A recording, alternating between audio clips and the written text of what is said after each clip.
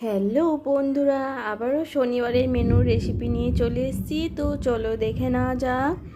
তো শনিবারে কি কি রান্না করেছি তো দেখে নাও। এই যে সাদা ভাত আর দুটো কাঁচা লঙ্কা দিয়ে দিয়েছি, থালার মধ্যে সাজাতে শুরু করে দিয়েছি। আর এক চিল লেবু দিয়ে দিয়েছি।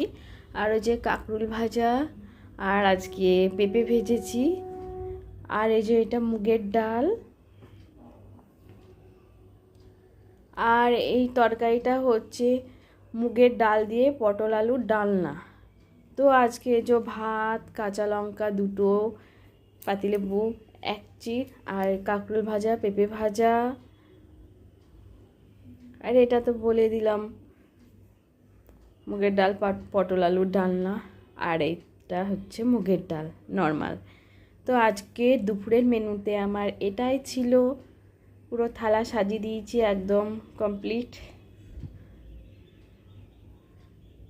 তো আবার দেখা হবে পরের ভিডিওতে।